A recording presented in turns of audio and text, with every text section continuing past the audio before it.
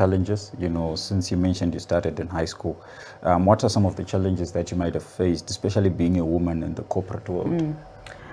I think I will say that I've been fortunate that I think I'm also in that generation of women.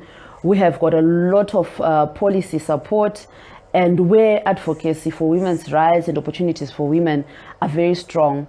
And our job has really been to leverage those opportunities in order to, use them to advance our own personal goals and career goals and family goals and all other goals that define us as people. So yes, indeed, the journey has had its challenges, but I haven't directly experienced a female-based discrimination in the areas of work. And in my current work, the current portfolio that I'm holding, the company has been very huge on diversity and inclusion. So really, it's a place that we've been very strong with. But other challenges really, and I'll talk about two challenges. One is a challenge, is a principal challenge, not something that is tangible that happened, but something that I discovered as a matter of principle. So having, when you start out, when you find your feet and you find your space, you work towards being really good and great in what you do. And because you're working in an environment that has other people, you've got a number of cheerleaders who are cheering you on, and it becomes very comfortable. And I think for me, my lowest moment in my career was the day that I discovered that comfort is actually a very bad thing.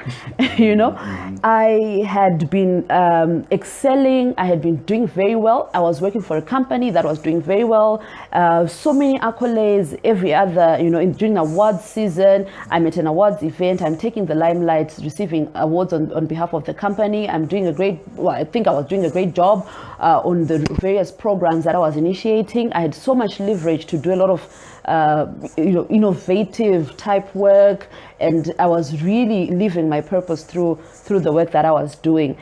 And it only dawned on me the day that I discovered that my name and the name of the company I was working with had become so synonymous. And I think it's a very it's a very dangerous intersection where you can't be separated from as a person and as a personal brand from the brand that you're managing as an individual. And it was a very sore moment for me, because when it really dawned on me, I realized that I had not purposefully built myself for industry and commerce in its totality. I had built myself for the purposes of this organization, and which is good, because you're delivering on the purpose of the organization, at the time. But it's not where I wanted to be, and I had really become comfortable. And I think I actually went into a certain phase of depression and a bit of bitterness and a lot of confusion around why was I feeling so bad about being so good, or about being told that I'm good.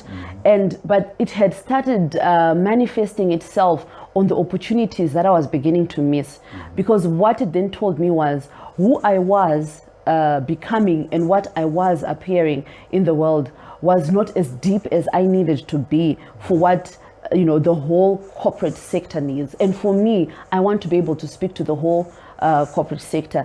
So it was a very low moment for me, and I always red flagged that to a number of people, that when you begin to feel like this, and when you begin to have so many cheerleaders around you, it's a red flag. You need to stop, reflect, and look at how can you begin to get out of that comfort zone. Really, comfort is it's great to be comfortable. But comfort itself is a very stagnating situation. It's a very stagnating scenario in anybody's life.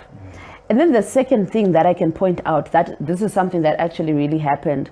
So one of the key jobs of your corporate comms or PR expert in a company is to manage events. So I had been managing events for a very long time, very high profile, across the board type, corporate, media, some that are just, stakeholder, all sorts, and I thought I was now a well-oiled machine. But it so happened that at a certain event, things really went wrong. and everything was in place, but until just when the event started. So we had the vice president then, Vice President John Como.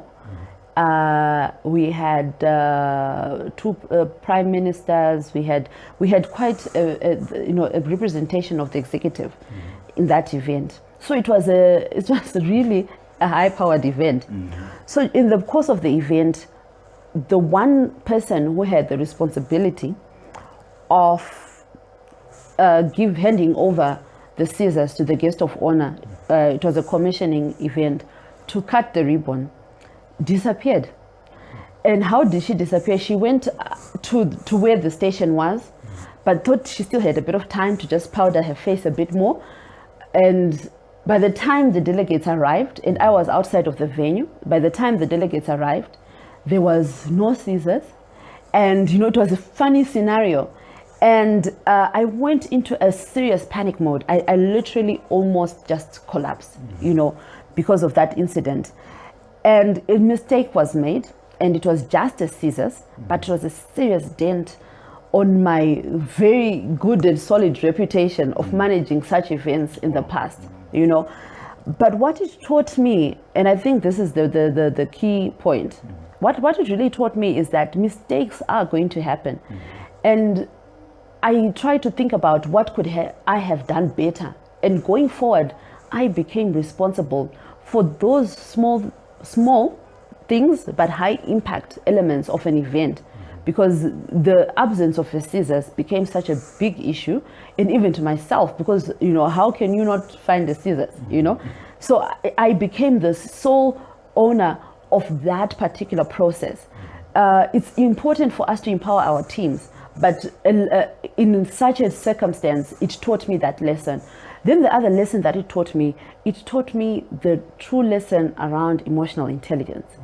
I lost my wit. I literally couldn't stand. It was, and after the event, I just took a drive. I just took a drive. I don't even know to where. And all I just said to myself, if I need to, I'll just put on the GPS and just, I just couldn't, put my head around what had really transpired. But what that also did to the team is that it also crumbled the team very, very deeply, because I really did not know how to contain this. And I think this was the mother of all disasters ever in my career, because it really has a reflection on your planning as well in the process.